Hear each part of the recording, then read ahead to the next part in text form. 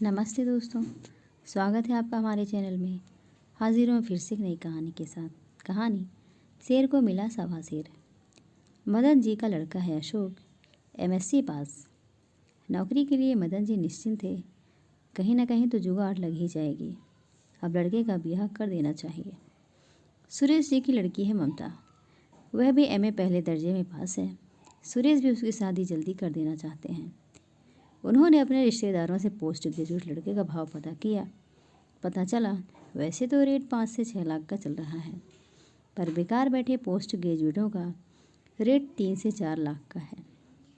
रिश्तेदारों ने अशोक और ममता के विवाह का सौदा 3.5 लाख में तय करा दिया। दोनों के शादी का दिन भी मुकर्रर कर दिया गया। दोनों तरफ से तैयारी शुरू होने लगी, लेकिन ऊपर वाले को कुछ और ही मंजूर था। बात तय हुए अभी 1 माह भी नहीं हुआ था कि कमीशन से पत्र आया कि मदन जी के पुत्र अशोक का डिप्टी कलेक्टर के पद पर चयन हो गया है। अब पत्र मिलने के बाद मदन जी बमक से फायर हो गए। साले कामचोर है कमीशन वाले। मदन जी की पत्नी बोली, लड़के की इतनी अच्छी नौकरी लगी है, नाराज़ क्यों होते हैं जी? मदन जी, अरे सरकार निकम्मी है। मैं तो कहता हूँ इस देश में क्रांति होकर रहेगी। यही पत्र कुछ दिन पहले नहीं भेज सकते थे क्या? डिप्टी कलेक्टर का 40 से 50 लाख यूँ ही मिल जाता। पत्नी, तुम्हारी भी अक्ल मारी गई थी। मैं ना कहती थी महीने भर रुक जाओ, लेकिन तुम ना माने। आनन फानन में होनहार इकलौते हीरे का संबंध तय कर दिया। मैं तो कहती हूँ सुरेश जी को पत्र लिखिए, वे समझदार आदमी हैं। अभी भी कुछ नहीं बिगड़ा है, नुकसान की भरपाई हो जाएगी। अपनी पत्नी की बातों को सुनकर मदन जी ने अपने होने वाले समधी सुरेश जी को पत्र लिखना शुरू किया।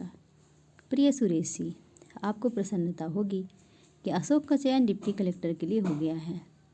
विवाह के मंगल अवसर पर ही यह मंगल हुआ है। इसमें निसंदेह मेरे पुत्र की मेहनत के साथ साथ आपकी पुत्री के भाग्य का भी योगदान है। आप स्वयं समझदार हैं, नीति व मर्यादा जानते हैं।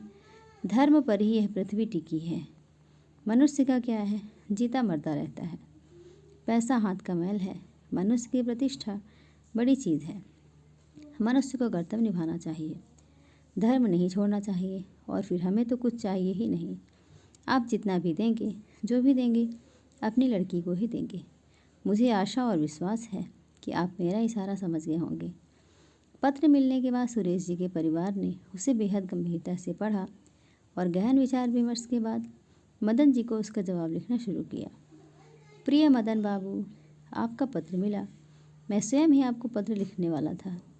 अशोक की सफलता पर हम बेहद खुश हैं और उसकी उज्जवल भविष्य की कामना करते हैं।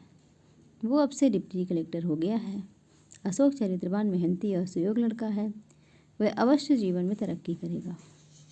आपको जानकर प्रसन्नता होगी कि मेरी बेटी ममता का चयन भी आईएएस के लिए हो गया है।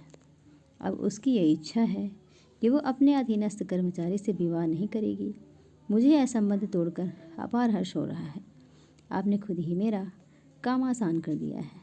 दोस्तों, कहानी आपको कैसी लगी ज़रूर बताइएगा। लाइक करिएगा, चैनल पे नए तो चैनल को सब्सक्राइब करिएगा।